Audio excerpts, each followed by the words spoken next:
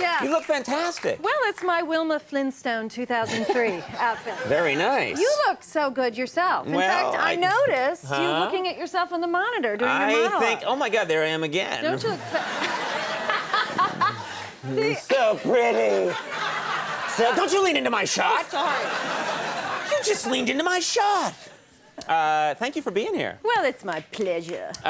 You know, I was thinking this the other day. I was watching, you have this new show, Watching Ellie Nutt. I do. Yeah, and it's... Well, new show. We had a season, now we're back for another half season. Exactly. And this show, you show once again, because you did it so well on Seinfeld, you show that you have this gift for physical comedy. Oh, how nice of you to say that. Well, it's very hard to find people who do it. That's... People think, is that some kind of put down? Yeah. No, it's very hard to find people that can do that. Physical comedy is much harder than it looks. Is this something that comes naturally to you? Did you practice? Is it something that... you know, yes, I practice. It comes naturally, sometimes more naturally than I would care to admit. Oh. I mean, you're not intending to do physical comedy. It just comes out that way. No, I consider myself to be a dramatic actress. Yes, exactly. Oh, well, I better check my notes here. I was recently in LA, and I was coming down these stairs of a parking garage, and I was on a cell phone, and these two guys were walking towards me, and I could see that they recognized who I was because they sort of like, oh, like that. Right. And I sort of, myself. And I walk, bang, right into a pole. But I have to tell you something. It was a really, really hard thing into the pole. Like you walked into it fast, yeah. Well, fast, hard, and fell over, okay? Well, these guys witnessed it all, and they started laughing. That's so terrible, because if you were anyone else, it'd be like, oh my God, miss, are you all right? Right, but it wasn't that. It was them laughing at me, and then I started to, it really hurt, so I was kind of trying not to cry. This is terrible, It's a terrible story, and then what I did was I just pretended as if it hadn't happened. Right. And just denial set in, yeah. Well, I just pretended, I just sort of got up and tried not to cry and pretended as if that just didn't happen. I didn't acknowledge it, and it was grotesque. Right.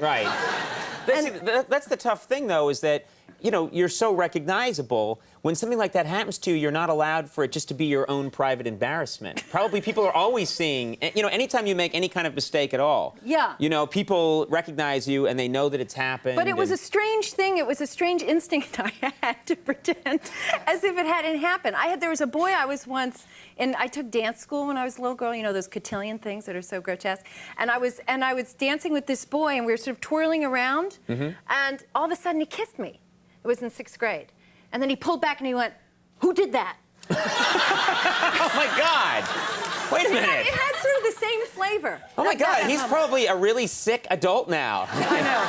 Committing crimes all over the Pacific Northwest, and then who did that?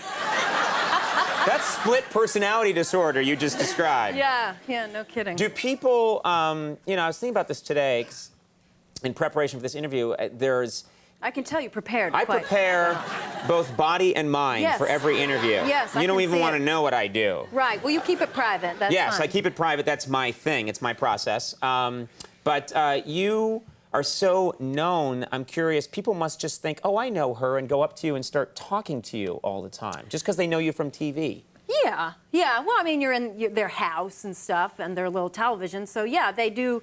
I was in a restaurant once of this spa place that we were at, and this whole family came and said, "Oh my God, it's you!" and they were incredibly nice, but very sort of ebullient, if I could use an SAT word. Okay. And so you were feverish. I have no idea what you just. So yeah, exactly. I'm ebullient sometimes too. So anyway, so they're very nice. Yeah. La la la. And so later I was in the spa, and so I was going to go take a jacuzzi, and I was in the women's section, and I'm about to walk down to the jacuzzi, so I didn't have any clothes on, and they happened to walk in right at that moment, and they went, "Oh, now we know what you look like naked." Who says that? Crazy people. That's insane. Crazy people. Now we know, and we're getting a police sketch artist. So everyone can know. Yeah, yeah. Now, this watching Ellie this season, you decided you want to bring in an audience. Yes. And that helped. You like that much better, don't you? I do. I do like it better. I mean, do you like having these guys here? I find.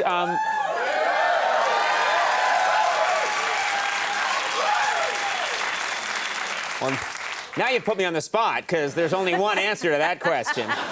No, I despise them and loathe them. It's a double-edged sword. I would say 95% of the time, an audience gives you energy, and they give you all this power. 5% of the time, they suck the marrow out of your bones and leave you going home sad and depressed. Well, I think for me, you know, we did this all single camera the first season, and which is great because it looks fabulous. It's very filmic and everything. But the truth is, when you're trying to tell a joke, it's really nice to have people there to respond to it, and then you can sort of gauge your performance and everything like that. I've loved it. I will say that there are a lot of days when I don't feel like I have the energy to go do a show. I'm not feeling great, and I come out for the warm-up, and the audience is really happy, and I suddenly have all this energy that I would not have had, you know, if we didn't have an audience. So I think it does make a huge difference. Did you know I did a show once? I had 102 fever. No. I did. And in that same show, it was a Seinfeld episode. In that same Seinfeld episode, Michael Richards had to do a sort of a move with golf clubs, and he hit me in the head with a bag of golf clubs. Right. Split my eye. That was God. another one of those situations. Yeah, those same two guys walked by and went, where do they come from? Yeah. Before we go, I wanted to ask you about something, which is you drive, and I don't own one, and I don't actually have any friends that own one. You drive an electric car. I do. Because you're very eco-responsible. I'm an environmental activist wacko type. Well, I don't think it's wacko. I think it's a very good thing. Tell us, can this thing, well, that's a good thing. People are happy about it. Yeah.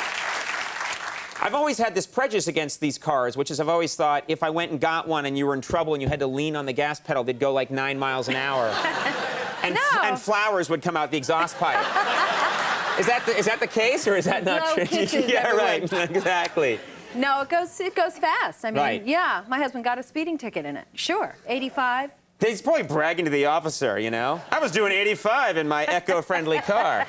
It runs on fertilizer. Yeah, completely. Yeah. No, it's a very cool, fast, fabulous, environmentally correct, not dependent on foreign oil kind of vehicle. This is a good thing. Yeah. People should have more of these. Is it sexy looking? Well, I think it's sexy to make a political decision and I think so integrate too. it into your life. Don't you, Conan? I agree. But they've got to start making them look like Lamborghinis. Then every jerk will go out and get one. Yeah, and perhaps they will. When they make it look like Porsches and Lamborghinis, everyone will go get one, and then the world will be a better place. It would be awesome. That's the kind of world I want to live in. Where everyone has a Porsche or a Lamborghini. See, I stand for things. I see that. You're a very profound person. Yeah, I am. Watching Ellie airs Tuesday nights at 9:30 right here on NBC. It does. Thank you so much for being here. Oh, it's my pleasure. Yes, please come back. Julia Louis-Dreyfus, everyone. Donna Logue coming up. We'll take a break. We'll be right back.